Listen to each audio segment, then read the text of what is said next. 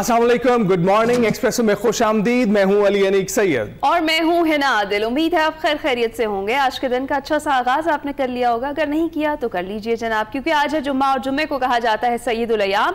और आज के दिन के हवाले से एक रिमाइंडर मैं आपको देती हूँ, और वो ये है कि आज के दिन कसरत से दरूद इब्राहिमी पढ़िएगा, जुम्मे की नमाज का खुसूसी तौर पर एहतमाम कीजिएगा। आज के दिन दुआएं कबूल होती हैं, खुसूसी तौर पर पूरी उम्मत मुसलमान को अपनी दुआओं में याद रखिएगा। शो का बाकायदा आगाज कर लेते हैं एक अहम खबर के साथ ही। वफाकी काबीना का जो आज होने वाला इजलास था वो मुलतवी कर दिया गया है। काबीना इजलास में 27वीं आईनी तरमीम की मंजूरी दी जाना थी और अब ये जो इजलास है इसे मुलतवी कर दिया गया। बिल्कुल, वफाकी काबीना का ये इजलास होना था। बताया जा रहा था कि जुमे के बाद ये इजलास होगा और इस इजलास में 27वीं आईनी तरमीम की मंजूरी के हवाले से गुफ्तगू होगी, लेकिन वो नहीं हुई। इससे पहले हमने देखा कि बिलावल भुट्टो जरदारी ने भी प्रेस कॉन्फ्रेंस की और 27वीं आईनी तरमीम के हवाले से बताया कि उनकी पार्टी इस पर एक मौक़िफ़ इख्तियार कर चुकी है, जिसमें उनका ये कहना था कि वो एक शिक के अलावा बाकी तमाम शिकों को मुस्तरद करती हैं और इसके हवाले से मज़ीद मुशावरत भी जारी है, मज़ीद बातचीत भी जारी है, जिसके बाद ये तय किया जाएगा कि किन शिकों को माना जा सकता है। इस वक्त खालिद महमूद नुमाइंदा इस्लामाबाद हमारे साथ मौजूद है, उनसे तफसीलात जानते हैं। खालिद, बताइएगा मुलतवी क्यों किया गया है ये इजलास? जी देखिए जी, वफाकी काबीना का इजलास 9:45 बजे बुलाया गया था और चूंकि आज 27वीं आईनी तरमीम की मंजूरी दी जानी थी, लेकिन इस दौरान जो है पाकिस्तान पीपल्स पार्टी की सेंट्रल एग्जीक्यूटिव कमेटी का इजलास कल शाम भी जारी रहा और आज इजलास दोबारा कराची में ही होगा। तो इसके बायस जो है आज कैबिनेट का इजलास मुलतवी किया गया, क्योंकि पीपल्स पार्टी ने अभी फैसला नहीं किया और ना ही यानी तरमीम के हवाले से उन्होंने मुकम्मल तौर पर कुछ हुकूमत को अंदिया दिया है, क्योंकि कुछ शिकें उन्होंने कल मंजूर की थी और इसका ऐलान भी किया था। लेकिन क्योंकि इजलास भी उनका जारी है, 2 रोज़ा इजलास हो गया है और उसके बाद आज वो अपना फैसला करेंगे और आईनी तरमीम पर मजीद वो मुशावरत करेंगे, जिसके बाद वो वज़ीर आज़म को आगाह करेंगे। तो उसके बाद ही अब वफाकी काबीना का इजलास होगा। तो सेनेट में आज पेश किया जाना था 27वीं तरमीम को, पेश किया जाएगा या नहीं?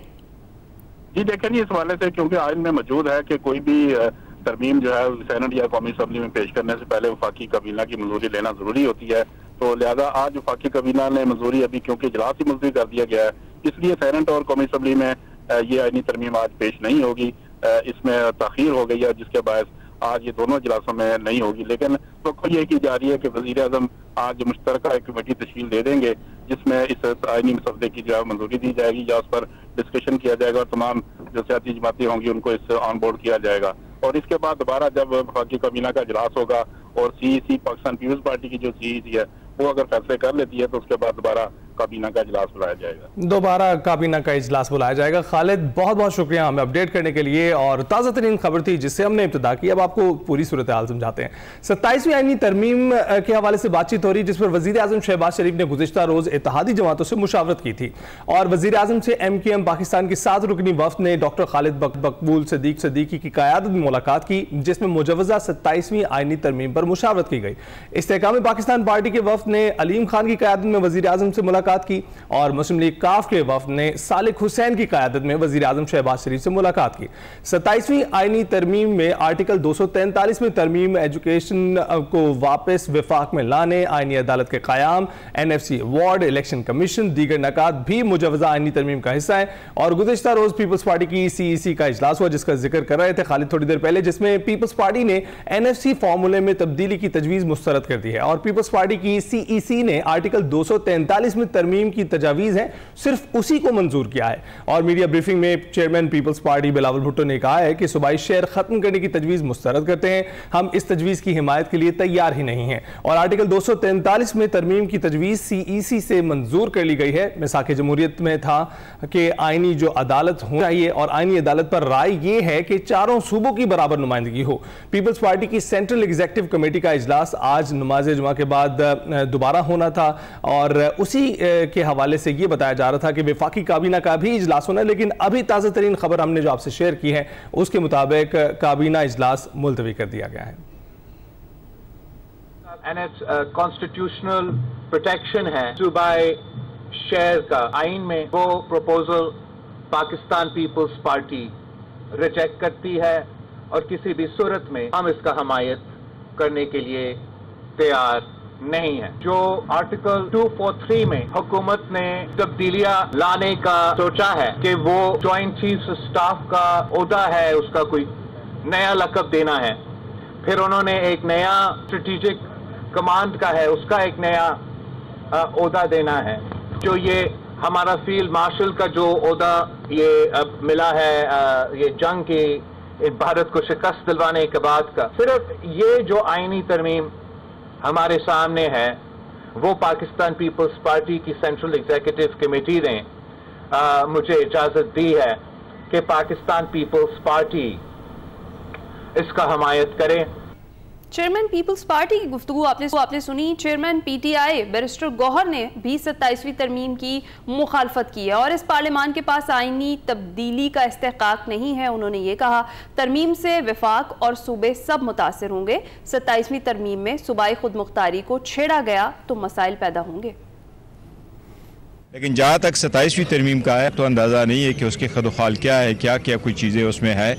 लेकिन देखिए, एक चीज़ पे सबको नो करना चाहिए, सूबाई खुद मुख्तारी हल हाल में ज़रूरी होता है और बेसिकली फेडरेटिंग यूनिट्स का काम यही होता है कि वो जिन महकमों को चाहे वो वफाक को दे दे, बाकी अपने पास रख दें। जो डिपार्टमेंट्स मिनिस्ट्रीज डिवॉल्व हुई हैं द प्रोविंसेस, उसमें चेंजेस नहीं होने चाहिए।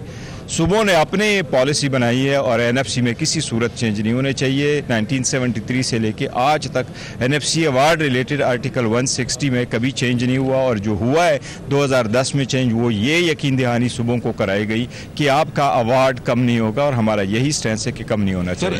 बैरिस्टर गौहर की आपने गुफ्तगू सुनी। उधर 27वीं आईनी तरमीम के मामले पर गुफ्तगू के लिए एमक्यूएम का वफ्द मौलाना फजल रहमान की रिहाइशगाह पहुंचा, जहां एमक्यूएम वफ्द की मौलाना फजल रहमान से अहम बैठक भी हुई। मुलाकात के बाद एमक्यूएम के रहनुमा मुस्तफा कमाल ने जेयूआई के रहनुमाओं के साथ मीडिया से गुफ्तगू करते हुए ये कहा कि हमने एक निकाती एजेंडे पर हुकूमत से इत्तेहाद किया था। विफाक और सूबों के निज़ाम में आवाम तक सहूलियात पहुँचाने का तरीका ही नहीं, वसाइल की तकसीम में 18वीं तरमीम के बाद सूबों को हिस्सा बढ़ गया है।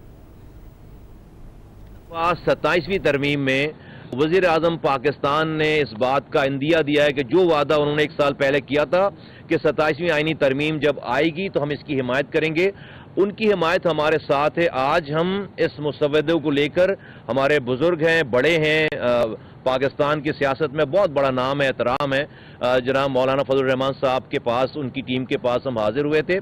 हमने उनको ये मुसव्वदा दिया है, एमक्यूएम की टीम ने ये मुसव्वदा उनको दिया है और हमने इन्हीं तमाम चीज़ों को रखकर सिर्फ इतनी बात की है कि ये मुसव्वदा दे एमक्यूएम रही है, लेकिन ये है पाकिस्तान का मुसव्वदा। उधर वफाकी वजीर पार्लिमानी उमूर तारिक फजल चौधरी ने एक्सप्रेस न्यूज़ के प्रोग्राम सेंटर स्टेज में गुफ्तगू करते हुए ये कहा कि उम्मीद है 27वीं तरमीम पास हो जाएगी। मौलाना फजल रहमान को हम ऑन बोर्ड लेंगे। उम्मीद है इस तरमीम में भी मौलाना फजल रहमान हमारा साथ देंगे।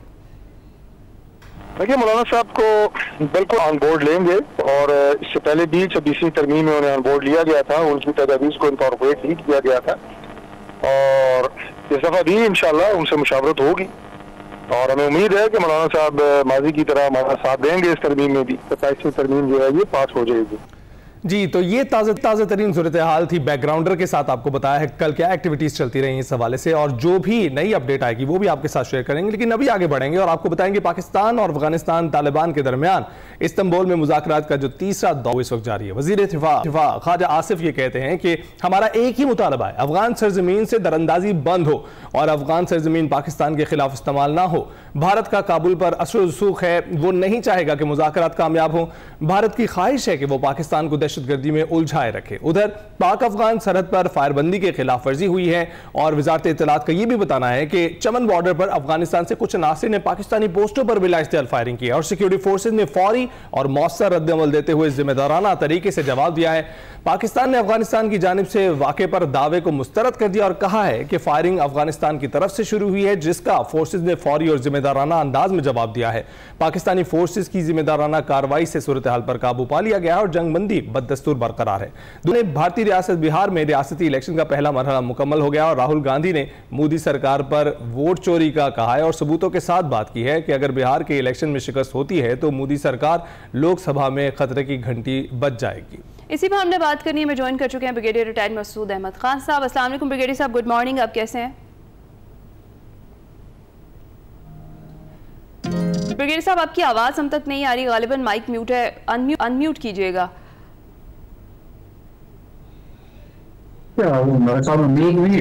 जी जी सर, अब हम आपको सुन पा रहे हैं। सर, सबसे पहले जरा इस्तांबुल में ये जो पाक अफगान मुज़ाकरात का तीसरा और अहम दौर हुआ है, आप कैसे देखते हैं इसे? ये नतीजा खेज साबित होगा? जी हाँ, देखिए मेरे ओपिनियन के मतलब इट्स वेरी इंपॉर्टेंट और मेक एंड ब्रेक वाली मूवमेंट है फॉर अफगान तालिबान रजीम के लिए। और मेरे ख्याल में the only option Afghan Taliban regime के लिए एक्सेप्ट करें पाकिस्तान के डिमांड्स के लिए, क्योंकि अफगानिस्तान जो है डिपेंडेंट है पाकिस्तान पे, पाकिस्तान अफगानिस्तान पे डिपेंडेंट नहीं है। और अभी आप देखें 26 दिन से बॉर्डर बंद है, तो जिस तरीके से वहां पे इसकी इम्प्लीकेशंस हम देख रहे हैं अफगानिस्तान पे, वो बड़ी सीरियस इम्प्लीकेशन है, क्योंकि 90% उनका जो इंटरनेशनल ट्रेड है दैट इज थ्रू पाकिस्तान, तो वो रुका हुआ है। और फिर पाकिस्तान देखे, पाकिस्तान तब फैसिलिटेट ये चीजें कर सकता है, not at the cost of terrorism जो आप पाकिस्तान में करवा रहे हैं, जो आप फैसिलिटेशन करवा रहे हैं। सो वन पार्ट एजेंडा, और इसमें यही है कि जो अफगान साइल है that should not be used. और एक वेरीफाइबल मैकेनिज्म की बात की गई थी ये पीछे जब हमने 25 अक्टूबर में बातचीत हुई थी कि कैसा इसको मॉनिटर किया जाएगा और क्या न्यूट्रल लोग बैठेंगे, कौन होगा, that mechanism is very important कि कैसा इन प्लेस होगा। पाकिस्तान ने ऑलरेडी इररिफ्यूटेबल एविडेंस दिया है, और अभी देखें जो जिस तरह लीक डॉक्यूमेंट्स से अफगानिस्तान के जनरल डायरेक्टरेट ऑफ इंटेलिजेंस की तरफ से वो रिलोकेट कर रहे हैं ये फितना उल खारिज के और फितना उल हिंदुस्तान के लोगों को मेन शहरों में ले जा रहे हैं, और इतलात जो है बशीर जैब को भी उन्होंने रिलोकेट किया है। तो सिंस पाकिस्तान की एजेंसीज, इंटेलिजेंस एजेंसीज को पता है, तो वो इतलात बराबर की आ रही है। तो देखें, इससे दोहरा मयार भी पता चलता है अफगान तालिबान रजीम का। कभी कहते हैं कि यहाँ पे है नहीं है, फिर कहते हैं पैसे दें तो रिलोकेट कर लेते हैं, और फिर अभी मुल्ला याकूब ने कहा कि जी फितना उल खारिज दहशतगर्द नहीं है, और उनके इंफॉर्मेशन मिनिस्टर ने कहा जी हमारे तो ये मेहमान है। सो दोहरा मयार है, डबल स्टैंडर्ड्स है। लेकिन पाकिस्तान का एक वन पॉइंट एजेंडा है कि Afghan soil should not be used against Pakistan. इसके लिए अगर होता है तो then the response will be decisive, massive होगा, और मेरे ख्याल में it will have serious implication for Afghanistan. बिल्कुल। और ब्रिगेडियर साहब, आप क्या समझते हैं कि एक जानिब हम तीसरा दौर चल रहा है, जैसे 25 और 30 अक्टूबर तक हमारा दूसरा दौर हुआ इस्तांबुल में, अभी भी तीसरा दौर हम किस वजह से कर रहे हैं, किस उम्मीद में कर रहे हैं? क्योंकि हमें रवैया तो दिखाई दे रहा है कि एक जानिब जो है हम मुज़ाकरात कर रहे हैं, दूसरी जानिब ये फायरिंग का तबादला हो रहा है दोनों बॉर्डर एरिया पर। कैसे देखते हैं आप इस चीज़ को, किस उम्मीद में है दोनों फरीकैन? देखिए, Pakistan is acting as a responsible state है। इंटरनेशनल कम्युनिटी की नजरें इस्तांबुल पे लगी हुई है कि यहाँ से आउटकम क्या लगता है। दुनिया मानती है अफगानिस्तान एक हब बन चुका है, एपिक सेंटर ऑफ टेररिज्म है, जो थ्रेट न सिर्फ पाकिस्तान को करता है, न सिर्फ रीजन को करता है, आलमी अमन के लिए खतरा है इस्लामिक स्टेट की वजह से, अलकायदा की वजह से। अब अमेरिकन मानते हैं फितना उल खारिज TTP जो है के इंटरनेशनल थ्रेट बन चुकी है, तो वो एक इम्पोर्टेंट है। But at the same time हम चाहते हैं कि डिप्लोमेसी को, ये बातचीत को एक मौका दें, जिसलिए मैंने कहा कि it is last ditch effort है अफगानिस्तान के लिए, और उनके पास हमने कहा उनका लिटिमस टेस्ट है, और इसके बाद फिर गिला वो पाकिस्तान से न करे। पाकिस्तान ने अपनी कैपेबिलिटीज और रिजॉल्व तो हमने शो कर दिया कि हम क्या कुछ कर सकते हैं। और जो कल वाकया हुआ है चमन वाला, और उसमें भी देखे कि वहां पे इसके बाद उन्होंने कहा कि गलती हुई कि किसी ने, फिर ये भी कहते रहे कि रोग एलिमेंट्स के दरमियान उन्होंने ऐसा किया है।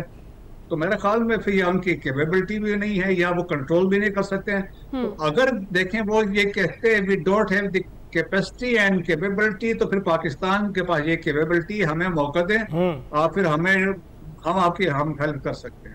सही सही। अच्छा ब्रिगेडियर साहब, बार बार पाकिस्तान ये कह रहा है कि जो अफगान सरजमीन है, जिस तरह से भी आपने भी जिक्र किया कि वो पाकिस्तान के खिलाफ इस्तेमाल ना, और ये तहरीरी तौर पर लिख कर दे दिया जाए अफगान तालिबान की जानिब से, मुसलसल वो इससे इनकारी हैं। आपको इसकी बड़ी वजह क्या लगती है?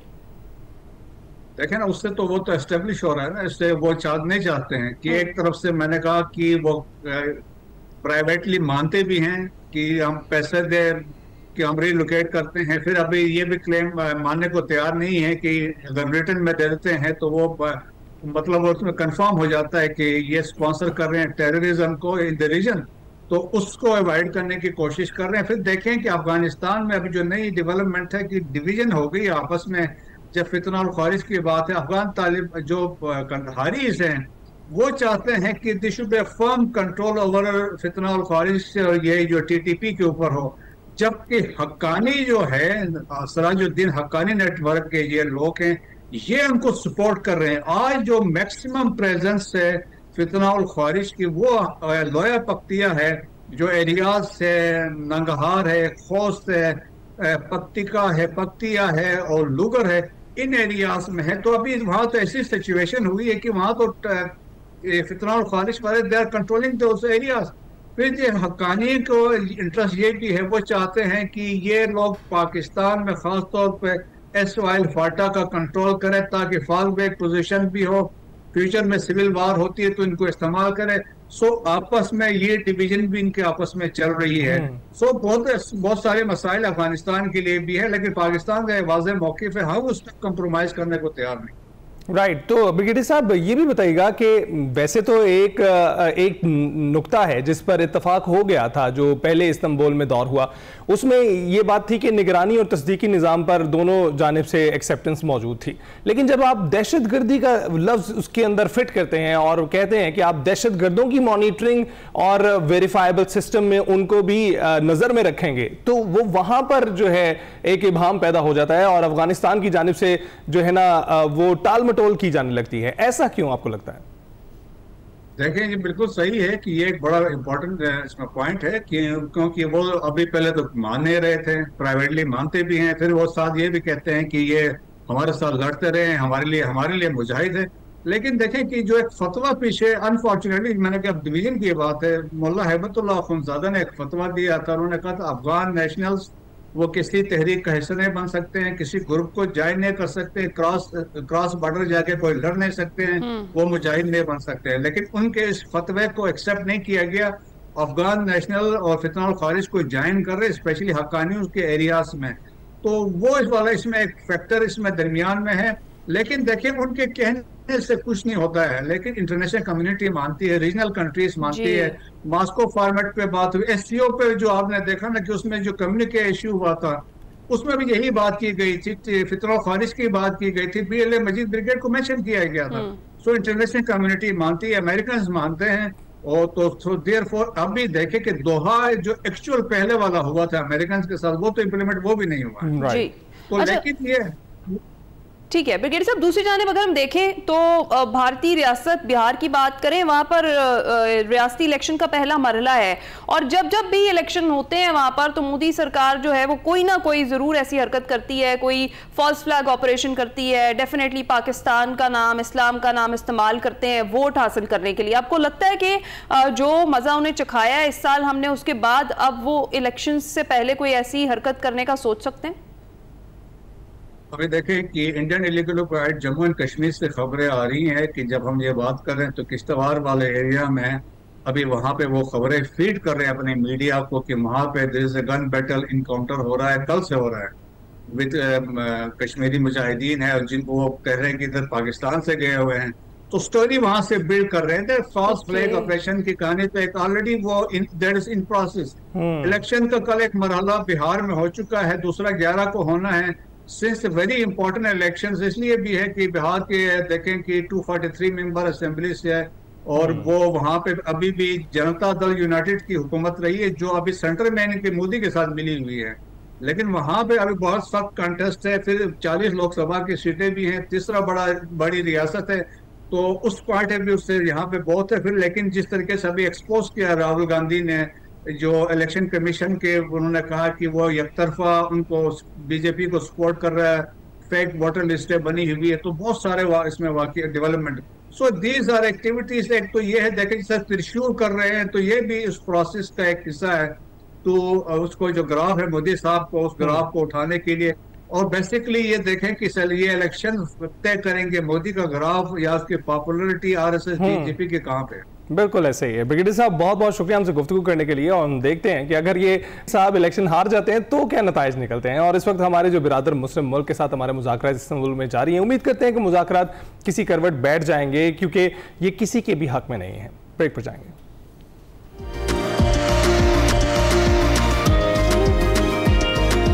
Welcome back to Express. आपको पता है क्या हुआ? वही हुआ जिसका डर था। पाक अफ्रीका वनडे सीरीज की मैं बात कर रही हूँ। प्रोटीज ने दूसरे वनडे में ग्रीन शर्ट्स को 8 विकेटों से बाआसानी शिकस्त देकर सीरीज में जबरदस्त किस्म का कमबैक किया है। पाकिस्तान के 270 रन के हदफ को जनूबी अफ्रीका ने सिर्फ 2 विकेटों के नुकसान पर हासिल किया और जनूबी अफ्रीका की जानिब से क्विंटन डिकॉक ने 123 रन की नाकाबिले शिकस्त इनिंग खेली। उनकी इनिंग में 7 छक्के और 8 चौके शामिल थे। टोनी डिजोर्जी 76 और लुआन प्रेटोरियस 46 रन बनाकर आउट हुए, जबकि मैथ्यू ब्रिट से 17 रन बनाकर नॉट आउट रहे। कबल अज़ीं पाकिस्तान ने जनूबी अफ्रीका के खिलाफ टॉस जीतकर पहले बैटिंग का फैसला किया और मुकर्ररा 50 ओवर्स में 269 रन बनाए। पाकिस्तान की बैटिंग लाइन एक बार फिर हमें दबाव में ही नजर आई। पाकिस्तान की जानिब से ओपनर फखर जमान बगैर खाता खोले ही पवेलियन लौट गए। क्रीज पर मौजूद साइम अयूब का साथ निभाने बाबर आए, ताहम वो भी ज्यादा देर क्रीज पर ना ठहर सके और महज 11 रन बनाकर चलते बने। उधर बाबर आजम की रूठी हुई फॉर्म बहाल ना होने पर शायकीन क्रिकेट ने एक अनोखी राय दी है और उनका क्या कहना है? उनका ये कहना है कि पहले बाबर आजम की शादी होगी फिर सेंचुरी बनेगी। याद रहे 2 साल गुजर गए और 800 दिन बीत गए हैं, लेकिन बाबर सेंचुरी स्कोर नहीं कर सके। बाबर आजम ने आखिरी बार 2023 में नेपाल के खिलाफ सेंचुरी बनाई थी। अब जो सीरीज है उसकी बात करें तो 1-1 से बराबर है। फैसला कुन मैच के लिए पाकिस्तान को किन पहलुओं पर फोकस करना होगा और कहां कहां काम की जरूरत है, कहां कहां परफॉर्म करने की जरूरत है, इस पर हमने बात करनी है। और इस पर बात करने के लिए हमारे साथ हाफिज मोहम्मद इमरान स्पोर्ट्स के तजियाकार मौजूद हैं। बहुत शुक्रिया हाफिज इमरान हमें ज्वाइन करने के लिए। कैसे हैं आप? बहुत शुक्रिया जी, सुबह खैर आपको भी। हाफिज ये देखिएगा, हम बाबर की बात अभी कर रहे थे तो उसी से शुरू करते हैं। मैं चूंकि खुद भी बाबर फैन हूं, एक ओडीआई सेंचुरी दूर हैं वो पाकिस्तानी बैटर्स का रिकॉर्ड तोड़ने के लिए। सईद अनवर का रिकॉर्ड तोड़ देंगे जिनकी पहले 20 सेंचुरी हैं, उनकी 19 हैं, एक और करेंगे तो जो है उनका रिकॉर्ड जो है बराबर कर देंगे। आपको लगता है कि ये जो रिकॉर्ड पर रिकॉर्ड बना रहे हैं वो बगैर किसी कारकर्दगी के है और इस वक्त जो उनकी फॉर्म है वो अब बरकरार रहेगी क्योंकि 2 साल से उन्होंने कोई सेंचुरी नहीं बनाई है? देखिए, जिस तरीके से वो कॉल आउट हुए हैं वो तो बहुत अफसोसनाक और तशवीशनाक है। जब कोई भी अच्छा खिलाड़ी, बासलाहियत खिलाड़ी बैनुल-अक़वामी सतह पर मुसलसल अच्छे खेल का मुजाहरा करता है तो रिकॉर्ड्स उसके बनते ही जाते हैं। लेकिन इस वक्त जो हालात हैं पाकिस्तान टीम के और बजाते खुद उनके, और जो उनके आउट होने के तरीक़ाकार आपको नज़र आते हैं वो किसी भी तरीके से हौसला अफजा नहीं है। ये बाइस तशवीश हैं। उनको पाकिस्तान के एक सीनियर क्रिकेटर की हैसियत से अपनी जिम्मेदारियों को निभाना चाहिए और जिस अंदाज से वो आउट हो रहे हैं उनको खुद भी देखना चाहिए और जो लोग उनको मुंतखब करते हैं और जो उनके बारे में फैसले करते हैं उनको भी देखना चाहिए। चीज़ें इतनी साफ और सीधी होती नहीं है जितनी बाज़ औक़ात टेलीविजन स्क्रीन पर नज़र आती हैं और ये पाकिस्तान की क्रिकेट को बहुत बुरे तरीके से नुकसान पहुँचा रहे हैं मौजूदा कारकर्दगी और हालात पाकिस्तान क्रिकेट के। ये अफसोसनाक है जब आप फैसलाबाद में क्रिकेट खेल रहे हैं 17 बरस के बाद और शायकीन की एक बड़ी तादाद स्टेडियम तक भी आती है, फिर बहुत बड़ी तादाद आपको टेलीविजन पर और अपने मोबाइल की स्क्रीन पर भी देखती है। तो ये क्रिकेट जो पाकिस्तान खेल रहा है ये तो नहीं है, वो तो नहीं है। और बिलखुसूस बाबर आजम जो क्रिकेट खेल रहे हैं गुज़िश्ता 2-3 बरसों से, ये बिल्कुल उनकी सलाहियतों से मुताबिकत नहीं रखती है। और अगर सलाहियतों से मुताबिकत नहीं रखती है तो फिर एक स्टडी इसके ऊपर होनी चाहिए कि ऐसा क्यों हो रहा है। तो ये काफी बातें हैं इस सारी गुफ्तगू में उन लोगों को बताने के लिए कि मत करें पाकिस्तान क्रिकेट के साथ जो आपने कर लिया 2-3 बरसों में। आप सही कह रहे हैं, इतना काफी है। अच्छा इमरान, अगर हम देखें तो 11 साल पहले ये हुआ था कि पाकिस्तान ने 8 अपने जो बॉलर्स हैं उनको यूज किया था 2014 में एशिया कप के मैच में बांग्लादेश के खिलाफ, और कल ऐसा किया गया। इस पर आप क्या कॉमेंट करेंगे? देखिए, अगर आपके पास अच्छे हों तो 5 भी काफी और अगर आपके पास अच्छे ना हो तो 50 भी ना काफी, बिल्कुल ना काफी। और कल के खेल में ये साबित हुआ है कि आप आधे तीतर आधे बटेर लोगों को बनाते हैं और पाकिस्तान की क्रिकेट का आपने नक्शा बदल कर रख दिया है। ये वाली क्रिकेट पाकिस्तान, ये जो क्रिकेट पाकिस्तान खेल रहा है ना गुज़िश्ता 2-3 बरसों में और 4-5 बरसों में जो फैसले हुए हैं इंटरनेशनल लेवल पर, आप पाकिस्तान की क्रिकेट का ये मकाम और मयार नहीं है। 8 खिलाड़ियों को आप गेंदबाजी दे दें, लेकिन उस कप्तान से पूछें कि जब डिजोर्जी और वो बैटिंग कर रहे थे क्विंटन डिकॉक, तो उसके जहन में क्या चल रहा था? क्या वो नवाज को गेंदबाजी दे या ना दे? क्या वो साइम को बॉलिंग दे या ना दे? क्या सलमान अली आगा मौसर हो सकते हैं या नहीं हो सकते हैं? ये जो टॉप क्लास पैटर्न है दुनिया के, ये एक आध मरतबा आउट हो जाता है खिलाड़ी, 1-2 मरतबा आउट हो जाएंगे किसी पार्ट टाइमर से, ये हमेशा आउट नहीं होते, ये हर मरतबा आउट नहीं होते। और ये कल साबित हुआ एक मरतबा से। फिर जो स्पेशलिस्ट हैं वो स्पेशलिस्ट होते हैं अपने काम के। अबरार ने पहले मैच में क्या ऐसा गलत किया कि उसको दूसरे मैच में टीम का हिस्सा नहीं बनाया गया? तो ये तो इमरान आप बिल्कुल ठीक कह रहे हैं। वैसे आपकी खराब है, फील्डिंग आपकी खराब है। आप वैसे लाइटर नोट पे ये बताइएगा कि अभी क्या ऐसा हो सकता है कि हम सारे के सारे बॉलर्स ही खिला लें, क्योंकि बैट्समैन से तो काम चल ही नहीं रहा है, ना ही वो स्कोर कर रहे हैं।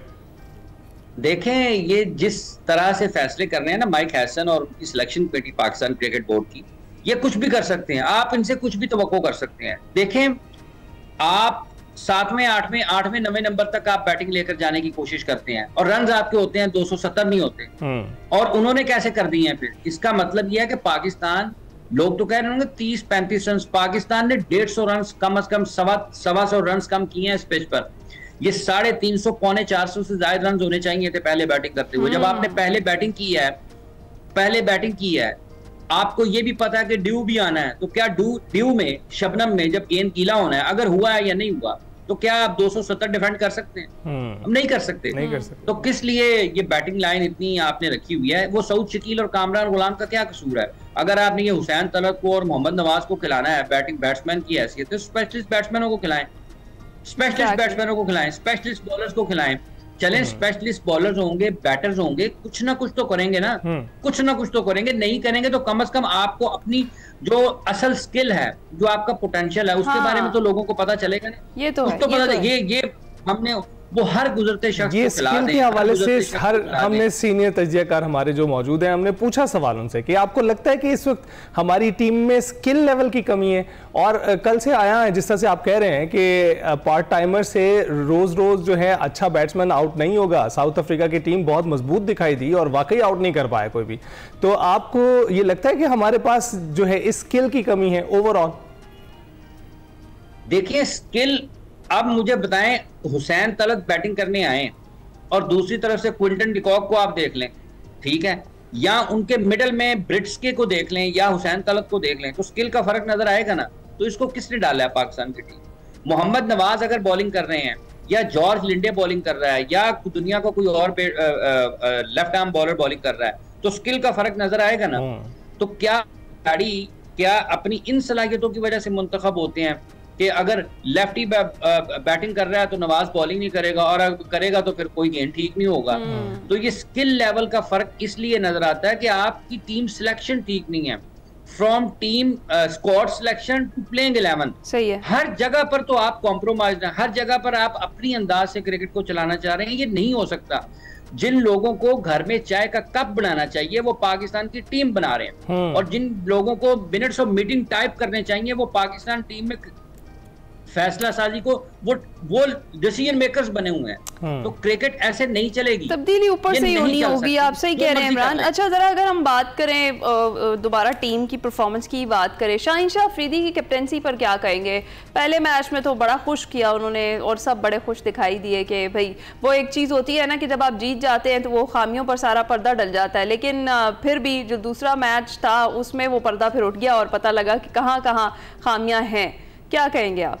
देखें, एक मैच में कप्तान के और कोच के फैसले होते नहीं हैं। आपको एक वक्त देना पड़ता है किसी भी कप्तान को। उसने कल जो कर सकता था वो किया है, जो रिसोर्सेज उसके पास थे, 8 बॉलर्स आपने खुद हवाला दिया ना, तो वो क्या कर सकता है। लेकिन क्या शाहीन अफरीदी प्लेइंग 11 बना रहे हैं? क्या शाहीन अफरीदी 15-16 का स्क्वाड सेलेक्ट कर रहे हैं? क्या शाहीन अफरीदी को वो सिस्टम सपोर्ट कर रहा है प्लेयर्स को, या किसी भी पाकिस्तान के कप्तान को ना, जो भी T20 में भी है, टेस्ट में भी है, वनडेज में भी है? तो ये तो इनको तो फॉलोअर चाहिए। कप्तान लीडर होता है जिसने सारी दुनिया में पाकिस्तान का झंडा लेकर आगे चलना है। ये कहते हैं फैसला साज पाकिस्तान के क्रिकेट बोर्ड के और सिलेक्शन कमेटी के कि ये हमारे पीछे पीछे चले। जिसने दुनिया के सामने मुल्क को लीड करना है वो आपको भी लीड करेगा। तो जब आप उसको लीडर नहीं मानेंगे तो काम नहीं होगा। और लीडर अपने फैसले खुद करता है, वो अपनी टीम का इंतखाब खुद करता है।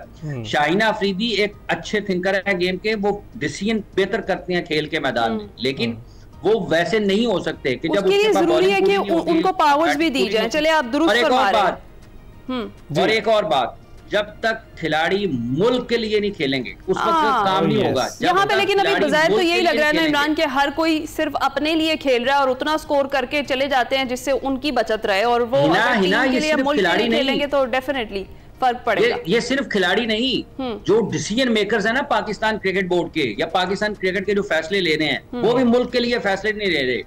उनको भी उनके फैसलों से ये लगता है कि या तो इनको क्रिकेट की समझ बूझ नहीं है, खेल की समझ बूझ नहीं है। बिल्कुल इमरान, आप जो है जिस तरह से आप बता रहे हैं मैं एग्री करूंगा इस बात से।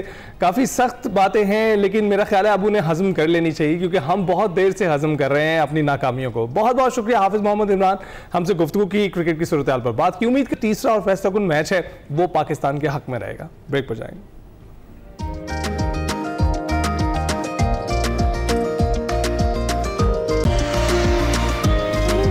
Welcome back. एक जबरदस्त से इवेंट की बात करते हैं, आपको बताते हैं एक ऐसे इवेंट की दास्तान जो ताकत भी है, जोश भी है, तफरी से भरपूर भी है, और ऐसा इवेंट इस्लामाबाद में सबकी तवज्जो का मरकज बना हुआ है। जी हाँ, हम बात कर रहे हैं एनक्लेव बाजार 2025 की। एक रंगारंग फैमिली फेस्टिवल है जहां तफरी है, शॉपिंग है, फैशन, आर्म रेसलिंग भी है और मोटर बाइक शो भी है। सब कुछ एक ही जगह पर मौजूद है और इसमें हर उम्र के फर्द के लिए कुछ ना कुछ खास होगा, और सबसे बढ़कर इसमें सेफ्टी और हादसा से बचाव के हवाले से आगाही भी दी जा रही है। मजीद इसकी ऑर्गेनाइजर सहरेश यासिर हमारे साथ मौजूद है, उनसे तफसीलात लेते हैं। अस्सलाम वालेकुम सहरेश, गुड मॉर्निंग, आप कैसी हैं? जी अस्सलाम वालेकुम, गुड मॉर्निंग, आप लोग कैसे हैं? अल्हम्दुलिल्लाह। सहरेश, जरा सबसे पहले तो हमें बता दीजिए कि इस्लामाबाद में 8 नवंबर को होने क्या जा रहा है? अच्छा, मैं आपको बताती हूँ। इस्लामाबाद में 8 और 9 नवंबर को हम एक एनक्लेव बाजार कर रहे हैं। It's a full family show जिसमें हर एज के बच्चे के लिए, हर एज के बड़ों से लेकर जूनियर्स से फीमेल्स के लिए, मेल्स के लिए सब एंटरटेनमेंट मौजूद है। बेसिकली हम एग्जीबिशन करते हैं, इसमें बिजनेस अपॉर्चुनिटीज देते हैं स्मॉल वेंडर्स को, मोस्टली वुमेन एंटरप्रेन्योर्स को जो आती हैं और अपनी प्रोडक्ट्स लेकर आती हैं। इसमें बहुत सारी ऑर्गेनिक्स की भी हैं, बहुत सारी डिफरेंट प्रोडक्ट्स जो बनाती हैं वो डिस्प्ले करती हैं। इसके अलावा हमारे पास यहाँ पे यंगस्टर्स के लिए हम लोग अरेंज करते हैं arm wrestling show. Basically fitness centre है बहरिया एनक्लेव में, वो हमारा एक स्पॉन्सर है, यासिर हक उसे ओन करते हैं, तो वो हमारे लिए स्पॉन्सर करते हैं deadlift show, arm wrestling show और यूथ डेवलपमेंट के प्रोग्राम्स। इस बार जी जो इस बार हमारी मैं क्योंकि इसमें हर शख्स के लिए कुछ ना कुछ मौजूद है, तो जो मेरी दिलचस्पी का मवाद है वो जो विंटेज मोटरसाइकिल्स हैं, तो इसके हवाले से बताइए। जी मैं उसी पे आ रही थी। अच्छा, यहाँ पे कम्युनिटी लीडर प्रोग्राम करती है मिस सलमा कमाल, तो मेरी वहाँ पे मुलाकात हुई कर्नल आमिर जफर साहब से। बेसिकली वो हेड करते हैं हमारी बाइकर्स टीम को, रोड रेबल्स के नाम से। तो हमने देखा एनक्लेव में हमारे पास बहुत एक्सीडेंट्स होते हैं, बच्चे जो हैं वो बिल्कुल सेफ्टी गियर्स के बगैर बाइक्स चलाते हैं। तो हमने कर्नल आमिर साहब को रिक्वेस्ट की कि प्लीज आप अपना बाइकर्स ग्रुप जो है, इनमें बहुत सारी विंटेज बाइक्स हैं, 30+ राइडर्स हैं और they are all in uniform, और वो बड़ा अच्छा जो है वो डिस्प्ले करते हैं और बच्चों को सिखाते हैं सेफ्टी की चीजें। बहुत सारे प्लेटफॉर्म्स देते हैं कि आपने जो स्टंट्स करते हैं वो आप रोड की बजाय वो आप हमारे ग्रुप में आके करें। तो हमने उनको रिक्वेस्ट किया कि वो हमें प्लीज ज्वाइन करें एनक्लेव बाजार में, ताकि बच्चों को, लड़कों को, हमारी यूथ को आगाही दें कि आपने अगर बाइक चलानी है, आपने स्टंट्स दिखाने हैं, तो आप सड़कों पे नहीं करें। आप एक कोई प्लेटफॉर्म दिया है, आप यहाँ पे आए और आप यहाँ पे आपने जो करना है आप करें।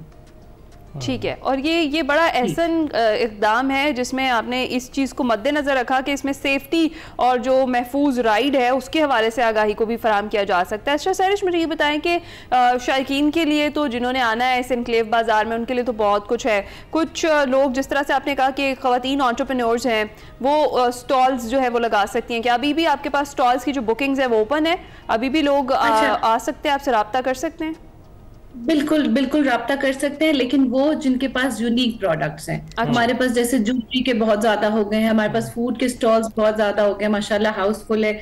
जिनकी यूनिक प्रोडक्ट्स हैं और वो चाहते हैं कि वो एनक्लेव बाजार में अपनी डिस्प्ले करें प्रोडक्ट, तो वो बिल्कुल मुझसे रब्ता कर सकते हैं। बिल्कुल। और सहरिश, इससे पहले कितने कामयाब रहे और क्या उम्मीद करते हैं कि आप टर्न आउट कैसा रहेगा? मैं आपको बताती हूँ, हमने ये शुरू किया था एनक्लेव बाजार 2022 में, वो हमारा फर्स्ट इवेंट था। उसके बाद हमने स्प्रिंग फेस्टिवल किया, हम लोग हर चांद रात मार्केट करते हैं, ईद बाजार करते हैं। ये एनक्लेव बाजार का 4th कंसेक्टिव ईयर है। तो माशाल्लाह वो आवाम जो थोड़ी सी लेवल से बढ़ती वो इस बार बढ़ती चली गई है। बिल्कुल ठीक है। अच्छा सहरिश, ये भी बताइएगा कि आर्म रेसलिंग का आपने जिक्र किया, विंटेज जो बाइक शो है वो होगा, इसके साथ साथ और कौन कौन सी गेम्स होंगी? देखिए, बच्चों की एक्टिविटीज के बहुत सारे प्रोग्राम्स हैं। हम चाहते हैं कि बच्चे जो हैं वो भी एंटरटेन रहें, उनके लिए बहुत सारे प्रोग्राम्स हैं। उनके लिए हमने किड्स अरीना का एक अलग अरेंजमेंट की हुई है। इसके अलावा हमारे पास लाइव म्यूजिक होगा, इट्स एन ओपन माइक। तो जो अपने आप को टैलेंटेड समझता है कि भाई आई एम टैलेंटेड, कि मैं यहाँ पे गाना भी गा सकता हूँ, उसका भी हमारे पास यहाँ पे इंतजाम मौजूद है कि आप आए और अपना टैलेंट भी हमें यहाँ पे शोकेस करें। सहरिश, बहुत अच्छा माहौल आप वहाँ दे रहे हैं इस्लामाबाद में, खासकर हमें नजर आ रहा है कि जितने लोग वहाँ मौजूद हैं जिनको नहीं पता है उनको जरूर जाना चाहिए, क्योंकि कुछ ना कुछ उनके लिए अवेलेबल है। जी बिल्कुल, और ये पता है कम्युनिटी का प्रोग्राम है ना, तो सारे एक दूसरे को बहुत अच्छा जानते हैं। तो जितने सारे लोग आते हैं तो वो ऑब्वियसली कि बहुत अच्छा माहौल बनता है, फैमिली इन्वायरमेंट बनता है, अच्छी इंटरेक्शंस होती हैं, अच्छी दोस्तियां होती हैं। This is what we want. ठीक है, बहुत शुक्रिया। सहरिश यासिर हमारे साथ मौजूद थी जी। जरूर जाएं बाद वाले एनक्लेव बाजार 2025 में, बहुत एक्साइटिंग चीजें हैं वहाँ पे हर एज ग्रुप के लिए। आगे बढ़ते हैं जनाब और कुछ बात कर लेते हैं क्रिस्टियानो रोनाल्डो की, जिनका ये कहना है कि वो फैमिली को ज्यादा वक्त देने के लिए जल्द फुटबॉल से रिटायर हो जाएंगे, लेकिन शानदार करियर का इख्तिताम करना उनके लिए बहुत ज्यादा मुश्किल होगा। क्रिस्टियानो रोनाल्डो की जानिब से कहा गया, क्योंकि वो इन दिनों सऊदी फुटबॉल क्लब अल नसर की नुमाइंदगी करते हैं और पुर्तगाल के 40 साल जो सुपरस्टार हैं अब तक क्लब और मुल्क की सतह पर मजमूई तौर पर 952 गोल कर चुके हैं। गुज़िश्ता माह रोनाल्डो ने कहा था कि उनका हदफ 1000 गोल करना है, और बरतानवी मीडिया को दिए गए इंटरव्यू में रोनाल्डो ने यह भी कहा था कि फुटबॉल से अलग होना बहुत ही मुश्किल फैसला होगा, क्योंकि इस खेल से मिलने वाली जो खुशी है उस जैसी कोई और चीज नहीं है। और हम देखते भी हैं, सिर्फ उन्हें ये खुशी नहीं मिलती, उनके चाहने वालों को भी ये खुशी मिलती है। और ना आपको पता है, he is one of the most जो अर्न करते हैं प्लेयर्स इन द वर्ल्ड, सबसे ज्यादा शायद मेरे ख्याल है मोस्ट फॉलोड भी मेरे ख्याल से प्लेयर्स में, मतलब बिल्कुल इंस्टा पे जो है वो जंग एक छिड़ी होती है, who is the real GOAT, Ronaldo और मेसी। रोनाल्डो फैन भी बहुत ज्यादा है और हर घर में ही मेरे ख्याल से रोनाल्डो फैन है। हाँ, क्योंकि मैं अब बन गई हूँ, क्योंकि मेरा बेटा बहुत बड़ा फैन है रोनाल्डो का। तो ये जो रोनाल्डो फैंस है जनाब, ये उनकी देन है कि दिल ही नहीं कर रहा रोनाल्डो को कि वो जो है अब छोड़कर जाएं फुटबॉल को। और उनका ये कहना है कि जैसी खुशी उनको खेलते हुए मिलती है किसी और चीज़ में नहीं मिलती। हम देखते हैं उनकी फिटनेस की जो हम छोटे छोटे क्लिप्स देखते हैं, उनकी इंटरव्यूज़ देखते हैं, और अक्सर वो अपने बच्चों के बारे में भी जब बात कर रहे होते हैं बताते हैं कि वो किस तरह से ट्रेनिंग के दौरान उनको अपने साथ रखते हैं, रनिंग करने के दौरान उनको साथ रखते हैं। तो बच्चे भी उसी तरह से फिट हैं जिस तरह से बाप फिट है, और बिलाशुबा ये उनके लिए बहुत ही तकलीफ दे। करियर का इख्तिताम उनके लिए तो होगा तकलीफ दे, एक तो जो रोनाल्डो फैंस हैं, फुटबॉल फैंस हैं उनके लिए, और फुटबॉल की खुद की एक जो गेम है उसके लिए ये बहुत ज्यादा असरअंदाज होगा।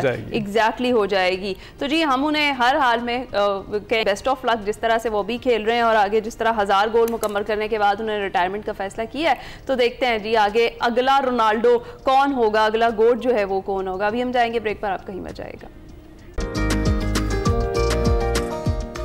प्रोग्राम के दूसरे हिस्से में खुशामदीद। टॉप ऑफ द आवर भी वही बात करेंगे जो हमने आगाज में की थी। हम बात कर रहे हैं 27वीं आईनी तरमीम की, जिस पर वज़ीर आज़म शहबाज शरीफ ने जो गुज़िश्ता रोज़ इत्तेहादी जमातों से मुशावरत की और फिर वज़ीर आज़म से जो वफ़द हैं मुख्तलिफ जमातों के वो उनसे मिले और उसके बाद डिस्कशन हुई। इसी पर गुज़िश्ता रोज़ पीपल्स पार्टी की CEC का इजलास हुआ, जिसमें पीपल्स पार्टी ने NFC फार्मूले में तब्दीली की जो तजवीज़ थी उसे मुस्तरद कर दिया। मज़ीद बातें भी ज़ेरे गौर आई, लेकिन आज जो काबीना इजलास था वो मुलतवी कर दिया गया है। और उसकी वजह जो हमारे नुमाइंदे हमें बता रहे थे वो यही बता रहे थे कि जो पीपल्स पार्टी का इजलास है CEC का, वो आज फिर दोबारा होगा और उसके बाद जब वो डिसाइड करेंगे तो फिर ही काबीना का इजलास होगा, और इसी तरह से जो सेनेट इजलास है वो भी तभी बुलाया जाएगा। सारी सूरत हाल पर हमने बात करनी है। हमें ज्वाइन कर चुके हैं शौकत पराचा साहब, सीनियर तज्जियाकार है। अस्सलाम वालेकुम पराचा साहब, गुड मॉर्निंग, आप कैसे हैं?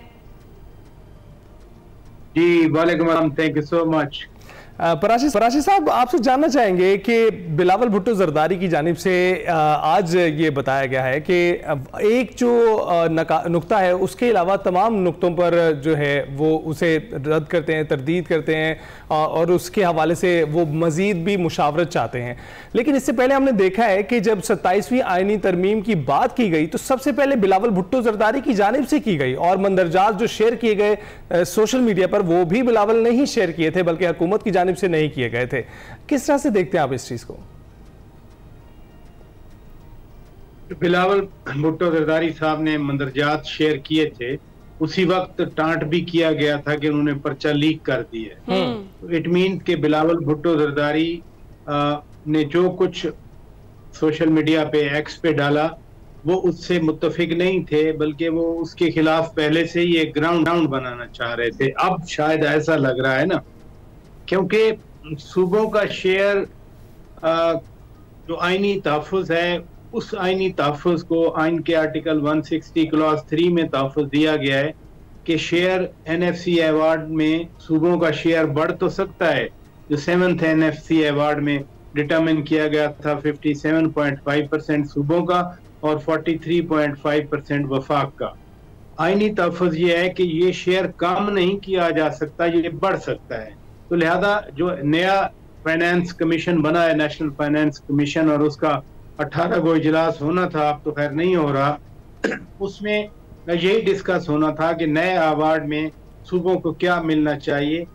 Given this condition in article 160 clause 3 के शेयर बढ़ तो सकता है, कम नहीं हो सकता। अब सूरत हाल ये है कि वफाक के पास तो पैसे ही नहीं बचते।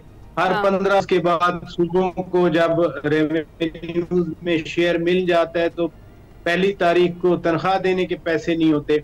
सोचा बड़े अरसे से जा रहा था कि कोई ऐसा किया जाए कि या तो कुछ जिम्मेदारी सूबों पे डाली जाए या सूबों से जो बर्डन है वो उनको शिफ्ट किया जाए, जो कि कलेक्टिव होता है फाइनेंशियल। लेकिन इस तरह से अचानक ये एक मैच्योर कर लेना, और लगता है कि होमवर्क नहीं किया था गवर्नमेंट में। हालांकि गवर्नमेंट के सीनियर लोग हैं, सीजन लोग हैं, को पहली बार नहीं आए। PTI तो चले पहली बार हुकूमत में आई थी 2018 में।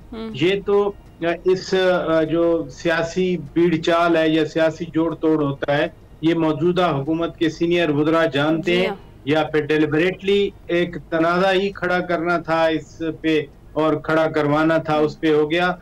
बिलावल भुट्टो जरदारी ने जो एक तरमीम की हमायत की है आर्टिकल 243 में, वो अफवाज पाकिस्तान से मुतालिक है। तो वो उन्होंने ऐसा जो उनका प्रिंसिपल स्टैंस होता है कि अफवाज के काम में हम किसी किस्म के इंटरफेरेंस नहीं करेंगे, वो बिल्कुल उन्होंने chairman joint chief of staff committee वाले उहदे पर भी उन्होंने कहा कि हमें कबूल है। आर्मी चीफ का, फील्ड मार्शल साहब का जो एलिवेट करना है या नई डिजिग्नेशन है, वो भी उन्होंने कहा कबूल है। बाकी उन्होंने किसी चीज की कबूलियत का उन्होंने CEC का रेफरेंस दिया कि हमें, मुझे उन्होंने इजाजत नहीं दी। ठीक है। अच्छा पराचा साहब, तो फिर इत्तेफाक राय हो जाएगा इस मामले पर जिस पर बात अभी रुक गई है, NFC वाला जो मामला, इसके ऊपर, क्योंकि बड़ी इत्तेहादी है पाकिस्तान पीपुल्स पार्टी हुकूमत की और इनकी सपोर्ट भी बहुत ज्यादा जरूरत है, तो फिर इत्तेफाक राय कर लिया जाएगा? सपोर्ट इसलिए जरूरी है कि हुकूमत को 2/3 मेजॉरिटी चाहिए, और खास तौर पर सेनेट में तो पीपल्स पार्टी लार्जेस्ट पार्टी है। पीपल्स पार्टी के बगैर, let it be very clear कि without Peoples Party no constitutional amendment can be pass, simple is that. So Peoples Party का ऑन बोर्ड होना is imperative for any constitutional amendment. वो कौमी असेंबली में तो सिंपल मेजॉरिटी चले, हुकूमत ने ली वो legislation, simple act of the parliament यानी सादा कानून साजी तो कर सकते हैं, लेकिन वहां भी पीपल्स पार्टी की 2/3 मेजॉरिटी के लिए जरूरत है। तो पीपल्स पार्टी को ऑन बोर्ड लेना एक पॉलिटिकल नहीं है, बल्कि ये मस्ट है, इसके बगैर 2/3 हो नहीं सकती। बिल्कुल 2/3 के बगैर आइन में तरमीम नहीं हो सकती। बिल्कुल ऐसा। लिहाजा जो आपने दूसरा सवाल था, आपके सवाल का दूसरा पार्ट के जी इत्तफाक राय हो जाएगा, ये जो दो चीजें हैं, नंबर 1 कि NFC अवार्ड में सूबों के शेयर पे नजरसानी करनी और उस कॉन्स्टिट्यूशनल प्रोटेक्शन का खात्मा करना जिससे सूबों का शेयर कम तो नहीं हो सकता, ज्यादा हो सकता है, उस कॉन्स्टिट्यूशनल बार को खत्म करना मुश्किल होगा। नामुमकिन तो खैर कुछ भी नहीं होता, मुश्किल होगा। कराची साहब, इस पे जो मुराद अली शाह साहब का जो रिस्पांस है इसी बात पे कि इत्तफाक राय हो पाएगा या नहीं, उन्होंने कहा है कि इत्तफाक राय हो गया है और जब वो 27वीं तरमीम हो जाएगी उसके बाद वो वजह बताएंगे कि किस तरह से हुआ और कैसे हुआ। लेकिन इस वक्त वो खामोश हैं। लेकिन इतना सा उन्होंने जिसे कहते हैं कि जो छोटा सा ट्वीक कर दिया है कि हो चुका है, तो इस पर क्या रिस्पॉन्स करेंगे? नहीं, अब इसका मैं क्या मीनिंग लूं कि हो चुका है, यानी क्या ये जो उन्होंने कहा था कि 18वीं तरमीम जो है उसे रोल बैक नहीं किया जाएगा 27वीं तरमीम में। तो फिर तो यही बात मैं आपसे कर रहा हूं, अगर उन्होंने ये किया है कि रोल बैक नहीं हो जाएगा तो नहीं होगा, तो इट मीन एजुकेशन और पॉपुलेशन मिनिस्ट्री जो मरकज को वापस आने की तजवीज है वो भी निकल जाएगी। फिर एनएफसी अवार्ड में से सूबों का हिस्सा कम करना वो भी निकल जाएगा। तो फिर पीपल्स पार्टी को किस चीज का एतराज होगा? फिर तो कोई एतराज नहीं होगा। हम तो बात कर रहे हैं कि एज इट इज जो प्रपोजल आई है क्या ये पास हो सकती है, ये नहीं हो सकती? तो मेरा जवाब यही है कि बहुत मुश्किल होगा कि सूबों को शेयर देने की कानूनी तहफ़्फ़ुज़ का खात्मा मतलब बहुत मुश्किल होगा, और 18वीं तरमीम का रोल बैक भी बहुत मुश्किल होगा। चले देखते हैं कि ऊंट किस करवट बैठता है और किस तरह से ये रूठना मनाना है वो चलता है। अच्छा, मौलाना फजलुर रहमान से मुलाकातों का सिलसिला शुरू हो जाता है जब भी कोई सियासी अहम डेवलपमेंट होती है, कोई कानून साजी होनी होती है उसके लिए, लेकिन अभी तक गवर्नमेंट की तरफ से कोई उनसे जाकर मिला नहीं है। अलबत्ता तारिक फजल चौधरी साहब ने गुफ्तगू की थी एक्सप्रेस न्यूज़ के प्रोग्राम में, उन्होंने ये कहा कि जो 27वीं तरमीम है वो पास हो जाएगी और हम मौलाना फजलुर रहमान को ऑन बोर्ड लेंगे और इस तरमीम में भी मौलाना फजलुर रहमान हमारा साथ देंगे। इस पर आप क्या कहेंगे? देखिए, मौलाना साहब के अगर वोट इतना मैटर नहीं कर रहे, पीपल्स पार्टी शामिल हो जाए, लेकिन मौलाना साहब का जो सियासी एक बसीरत है या सियासी उनका एक कमेंट होता है वो बहुत भारी होता है और वो हुकूमतें मुश्किल से ही बर्दाश्त कर सकती हैं। मसलन वो पीटीआई के खिलाफ शुरू हुए तो आखिर पीटीआई को ले बैठे, उनकी हुकूमत चली गई। अब जाके थोड़ा बहुत उन्होंने एक सियासी एहतराम की एक रस्म को आगे बढ़ा रहे हैं कि इख्तलाफात हैं लेकिन जातियात नहीं आएंगे, और पीटीआई भी पॉजिटिवली रिस्पॉन्ड कर रही है कि जातियात पे वो बात नहीं करते। पहले आपको मालूम है क्या माहौल होता था। मौलाना फजलुर रहमान साहब जरदारी साहब के साथ भी बहुत अच्छे मरासम है। अब वो मान तो सकते हैं किसी वक्त, इसमें तो कोई शक नहीं है। 26वीं तरमीम भी उनकी कोशिशों से पास हुई थी। उस वक्त भी हुकूमत के पास नंबरों का मसला नहीं होना था, नंबरों का मसला अब भी नहीं होगा अगर पीपल्स पार्टी आ जाए। लेकिन मौलाना साहब को ऑन बोर्ड रखना जरूरी इसलिए होता है कि मौलाना साहब का सियासी मैदान में उनका वजन इतना ज्यादा है कि उनकी मुखालफत कोई बर्दाश्त नहीं करता। बिल्कुल ठीक। शौकत साहब, बहुत बहुत शुक्रिया हमसे गुफ्तगू करने के लिए। और हम देख रहे हैं कि मौलाना रहमान का जो किरदार है वो इन तरामीम में बहुत अहम है। बहुत से वफ्द पहले मिल चुके हैं और अभी भी मुशावरत जारी है। इसके साथ साथ बिलावल भुट्टो जरदारी की भी अगर बात करें तो वो इस वक्त भी क़यादत करते हुए दिखाई दे रहे हैं। कभी वो ट्वीट करते हैं और कभी वो जो है इनको रद्द कर देते हैं, नकात को सिर्फ एक ही नुक्ते को मानते हैं। तो इस वक्त भी बिलावल भुट्टो लीडिंग पोजीशन में भी दिखाई दे रहे हैं। ब्रेक पर जाएंगे। Welcome back. मैं बहुत अजीब हूँ, इतना अजीब हूँ कि बस खुद को तबाह कर लिया और मलाल भी नहीं। इन अशार के खालिक जॉन एलिया के मद्दाह जो हैं उनकी 23वीं बरसी मना रहे हैं। वैसे तो 8 नवंबर को उनकी ये बरसी मनाई जा रही है, क्योंकि हमारा कल शो नहीं है, इस वजह से आज उनको ये ट्रिब्यूट देना बहुत बहुत ज़रूरी है। जॉन एलिया अनोखे मिसरों और नित नई तावीलों की वजह से शोहरत रखते थे और जॉन एलिया को बैक वक्त अरबी, अंग्रेज़ी, फ़ारसी, संस्कृत, अबरानी में आला महारत हासिल थी। उसके साथ साथ फ़लसफ़ा, मंतक, इस्लामी तारीख़, इस्लामी सूफ़ी रिवायात, साइंस, मगरबी अदब और वाक़या करबला पर जॉन एलिया का जो इल्म था किसी इंसाइक्लोपीडिया से कम नहीं था, उसी की तरह वसी था। जॉन एलिया ने 8 साल की उम्र में पहला शेर कहा और आपका पहला शेरी मजमुआ शायद 1991 में शाया हुआ। ये उनके शेरी मजमुए का नाम था शायद, जिसको उर्दू अदब का दिबाचा भी करार दिया जाता है। उर्दू अदब में जॉन एलिया के नसर और इदारी को बाकमाल तस्वुर किया जाता है। और जॉन एलिया की जो शेरी मजमुओं में बहुत से मजमुए शामिल हैं, यानी गुमान, लेकिन, गोया, अमूर शामिल हैं। और हुकूमत पाकिस्तान ने उनकी अदबी खिदमात के इतराफ़ में एक यादगारी डाक टिकट भी जारी किया था। जॉन एलिया 8 नवंबर 2002 को इस जहान फ़ानी से हमेशा के लिए रुखसत हुए थे। आज जॉन एलिया की शख्सियत पर हम बात करेंगे। जी हाँ, और उनकी शख्सियत पर बात करने के लिए हस्ती हमारे साथ मौजूद हैं। वो उस्ताद हैं, शायर हैं, अदीब, सहाफ़ी हैं, जिन्होंने जॉन एलिया साहब के साथ बड़ा वक्त गुजारा है। हम बात करें जनाब हमाद गज़नवी साहब की। अस्सलाम वालेकुम हमाद साहब, सुबह खैर, आप कैसे हैं? वालेकुम सलाम, अल्हम्दुलिल्लाह, ऑल इज वेल। हमाद साहब, जिक्र जॉन हो और आपसे बात हो जाए, इससे बेहतर सुबह मेरे ख्याल से और कोई हो नहीं सकती हमारे लिए। क्या कहेंगे अनोखे मिसरे और नित नई जो तावीलों के शायर थे जॉन एलिया, उनके बारे में आप? जॉन भाई के बारे में तो बेपनाह गुफ्तगू की जा सकती है। उनकी शख्सियत 8 पहलू से भी ज्यादा पहलू रखती है और कहाँ से बात शुरू की जाए। चलिए, मैं जॉन भाई के साथ मेरा एक ताल्लुक था जो लाहौर में जब वो तशरीफ लाते थे तो लाहौर में उनकी मेजबानी की लज्जत मुझे हासिल हुआ करती थी। यानी वो मेरे पास क़याम करते थे और फिर वो क़याम जो करते थे वो जैसे आम मेहमान होते हैं 2-4 दिन वाले, उस तरह का क़याम नहीं था। वो फिर रहते थे 2-4 महीने। तो हम सुबह शाम इकट्ठा हमारा वक्त गुजरता था और उनसे हमने बहुत कुछ सीखा और असल में वो सीखने वगैरह से ज्यादा एक और तरह की शख्सियत है।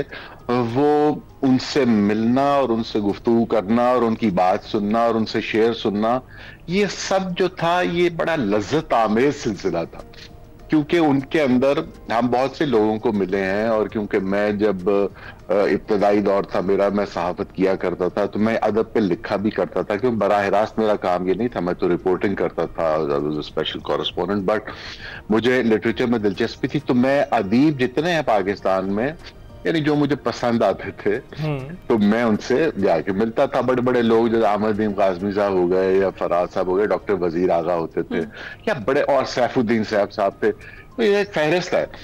तो हम लोगों से मिला करते थे जिससे भी ख्वाहिश होती थी। तो मैं ये बात हमेशा कहता हूँ कि जॉन भाई के अंदर जो महबूबियत का उन्सुर था वैसा हमने किसी आदमी में नहीं देखा। तो उनके पास रहना, उनके साथ वक्त गुजारना, उसमें यानी एक लज्जत का पहलू तो मुसलसल चलता था।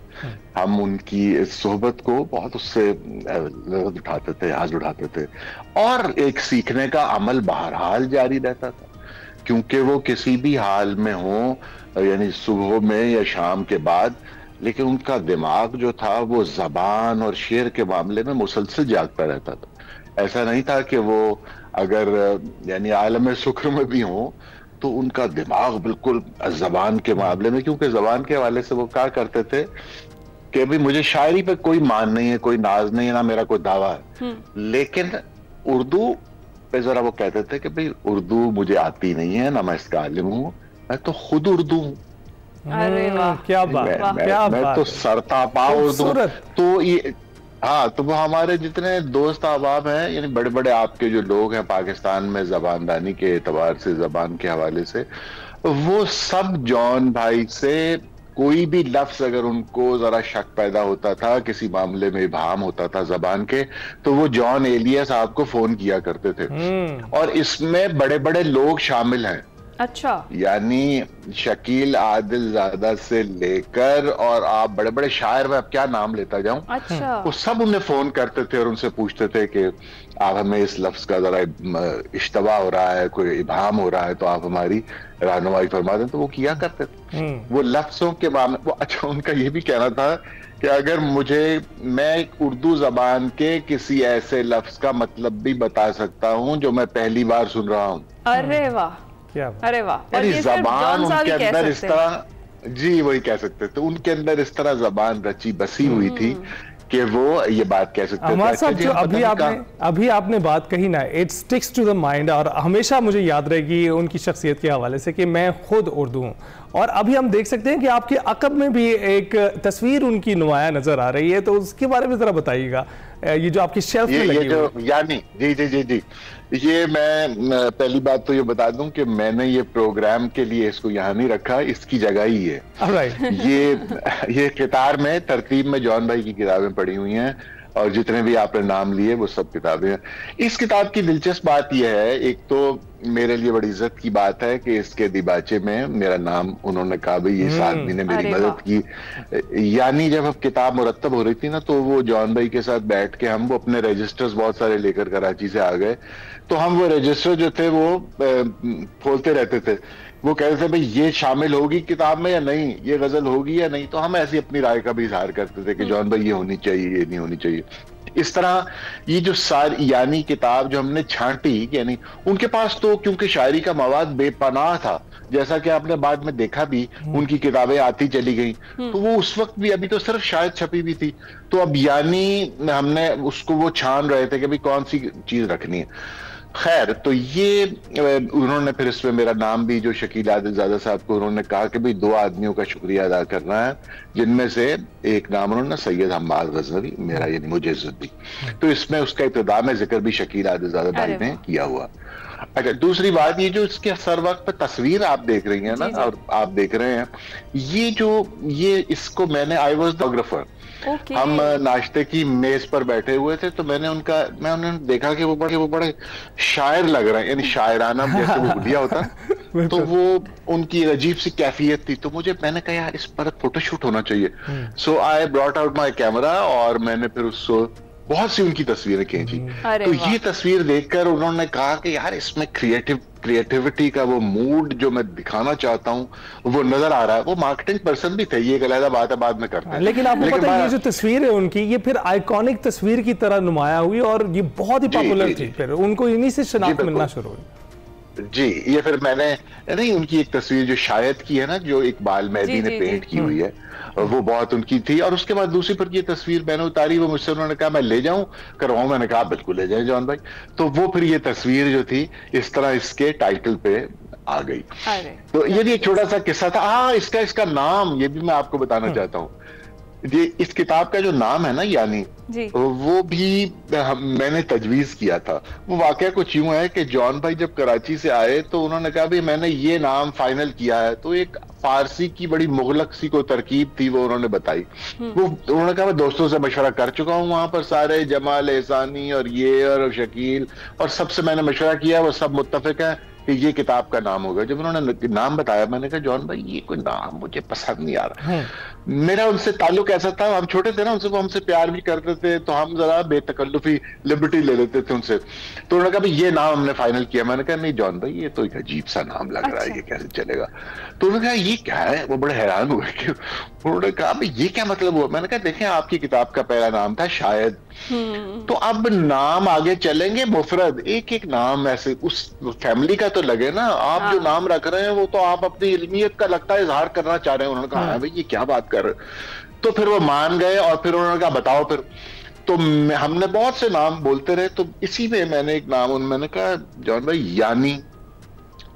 तो उन्होंने फिर यानी को मुख्तलिफ तरह से बोलना शुरू कर दिया। यानी यानी यानी इस तरह ना वो मुख्तलिफ उसकी टोन्स देखते रहे कि इसका क्या माना बनता है। यानी कि इसके नाम में भी आपका वो है किरदार, डेफिनेटली मेरा दखल कह लीजिए।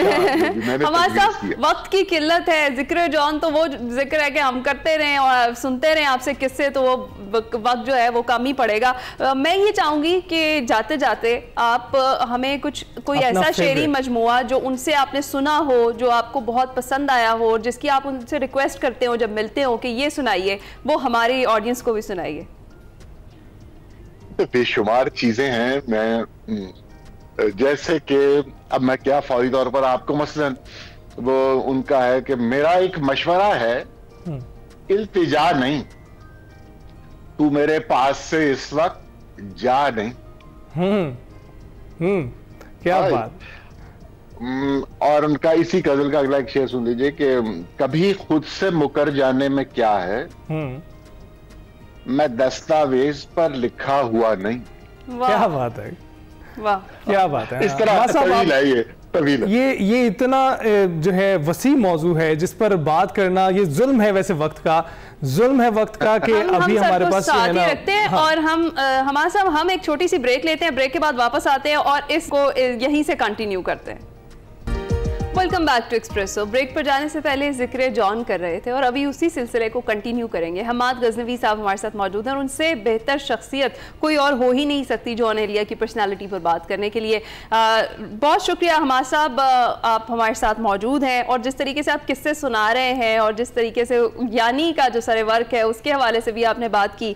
हमें ये बताइए कि जॉन एलिया साहब फेमस कैसे हुए और वो दौर कब शुरू हुआ? क्या वो आपने खुद देखा या वो उस आपकी मुलाकात उसके बाद हुई? अच्छा, ये भी एक दिलचस्प बात है। वो एक मारूफ शायर थे और सब उन्हें जानते थे, और ख़ास तौर पे कराची में तो बहुत ही खैर लोकल एक तरह के वो शायर, बहुत मारूफ नहीं, खैर लोकल नहीं उन्हें कहना चाहिए, वो सारे पाकिस्तान भर में मशहूर थे। हाँ, मामला ये था कि उस वक्त जो जराए थे शोहरत के वो क्या थे, एक टेलीविजन चैनल होता था, उस पर अगर आपको नजर नहीं आ रहे तो फिर मुश्किल हो जाता था आपकी पहचान। इसी तरह आप लोग गाए जाते थे उस जमाने में, तो गजल गा दी मेहदी हसन ने, रंजिश ही या कुछ भी नूरजहां ने गा दी मुझसे पहली सी मोहब्बत, इस तरह बेशुमार चीजें होती थी।